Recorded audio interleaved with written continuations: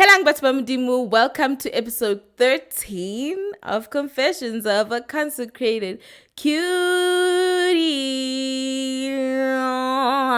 As you guys know, this season we're talking about things God dragged me for in the hopes that I can drag you. So we can just live lives that God has called us to live wholeheartedly, showing up exactly how God needs us to show up. The drag of this week's word is dragging me also because I was supposed to record this some time back. As you guys can see, obviously I didn't post last week and I post each week, so it's like the word you had to do, suddenly you're going through the things you're supposed to be applying the word, is suddenly, hey!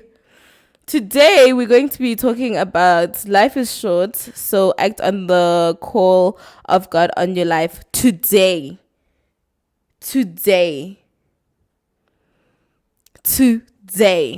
Okay, so we're going to read James 4 verse 13 and 14 and verse 17. It says, "Now listen, you who say today or tomorrow we will go to this and that or that city, spend a year there, carry on business and make money. Why? You do not even know what will happen tomorrow. What is your life? You are a mist that appears for a little while and then vanishes." And then verse 17 says, "If anyone then knows the good they ought to do and doesn't do it, it is a sin for them." Life is like a vapor. Life is like a mist. Like, in winter when you say, and you can see the vapor and you see how fast that vapor disappears. That is how short your life is. And so it's so arrogant of us to think we're always promised tomorrow, we'll always have tomorrow. When God tells us to do something today, when God tells us to reach out to a person today, we're like, no, I'll do it tomorrow. No, I'll do it tomorrow. And something that I've spoken about on this podcast, but I'm going to speak about again, is that there are so many lives attached to your obedience to God. I'll make an example with, I'm reading 1 Samuel currently. And so when God had decided, you know what, Saul, you are being so disobedient to me that this is not the king that I appointed. This is not the king that I appointed. You're being so disobedient. And so it's time to put another king in his place. He told Samuel, hey, Saul gotta go. We got a new one. David comes in. Cue in David, right? There were so many people that were attached to David ultimately becoming the king, right? Samuel had to obey the call of God, even though Samuel was grieving the fact that Saul is no longer going to be king. Regardless of the emotional state, I'm dragging myself so bad right now. Regardless of the emotional state that Samuel was in, grieving the fact that Saul is no longer going to be king, he still had to listen to what God was telling him, that listen, we're going to go anoint another king. It's time for you to get up. It's time for you to go. So he was obedient to that, and that ultimately affected whose life? David's life, because he went to David's home, Jesse's home, that's David's father, and he was like, listen, okay, one of your kids, we gotta anoint one of these kids, okay? We gotta anoint one of these kids, okay? And so his obedience ultimately led to David being anointed. We're not living in isolation. Do you understand? Like, we're not living in isolation, in an isolated world. Like, God literally says, love your neighbor as you love yourself. Like, every single thing that we do is ultimately attached to other people, right? Even when Jesus would have an encounter with someone, he would always heal someone. He would say, go and sin no more. Tell people, go tell people, So it's never just about you. This is something that I've said before, but I'm going to continue to emphasize. And so if God tells you today, start that podcast. Yes, the podcast space is saturated right now, but you start that podcast. You have no idea that maybe you're going to touch Buhile who lives in Bloemfontein. That maybe some of the other podcasts were not reaching out to her, or she was not really feeling those podcasts, right? And she goes out and she becomes maybe the best evangels Bloemfontein has ever seen. Do you know what I'm saying? So you don't know the ultimate plan that God is making. You don't know. We don't know, right? But it said there in verse 17 that if you know the right thing to do and you don't do it, then you are committing a sin. So you know the right thing that you need to do. You know what God has called you to do. And by the mere fact that you're not doing it means that you're committing a sin, and you're not being considerate of all the lives that are attached to what you have to do. And who's to say you have tomorrow? Who's to say you have tomorrow? Life is like a vapor. Oh, I'll do it next week. Who's to say you will have next week? So the things that God has called you to do them.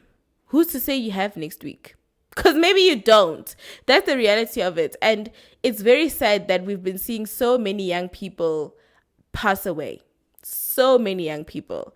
Further re-emphasizing the fact that life is like a vapor. You can be here today, you can be gone tomorrow. It's so important that you do what God has called you to do while you still have the time to do it.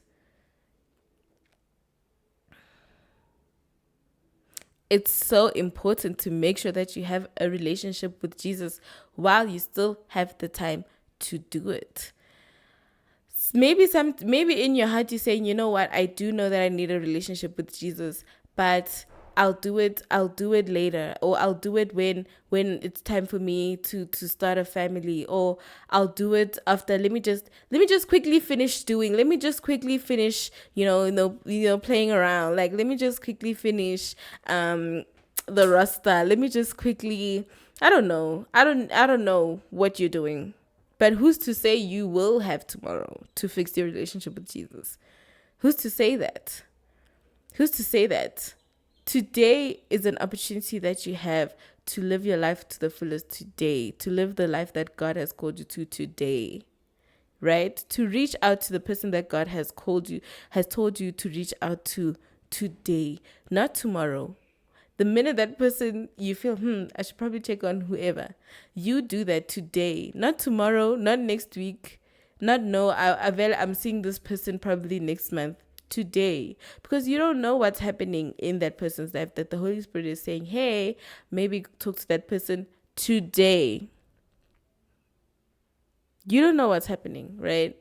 And even me, I'm gonna be honest, I feel so bad. This episode is dragging me. So the reason why I've gone quiet is because I've been having not so delicious of a time.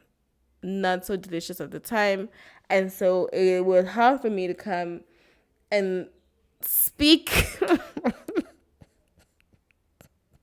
and speak from the heart when my heart was not in the right place. But how do I know that the person who needed to hear this last week now didn't hear it, and the effect that had on the ripple effect that basically had on that person's life? Like, we don't know. So it's very important that you act on the things that God tells you to act on, because it's attached to so many people's lives. Your obedience is attached to so many people's lives. It's not about you. It was never about you. Dragged. So that's what I have to say to you guys today, that life is really short. Life is like a vapor. So it's very important that you do the things that God has called you to do when He calls you to do them. Timing is everything. Timing is everything, especially with kingdom things. Like, when God tells you to move even if it doesn't make sense, because you don't know. He has an eagle's view, right? You can just see in front of you. You can only see the next few steps, right? So when He tells you, hey, maybe take the longer way, maybe this will take longer to reach your destination, but let's take the long way. He got the bird's eye view. You know what I'm saying? So He knows what's ahead. So you need to trust Him and just do it.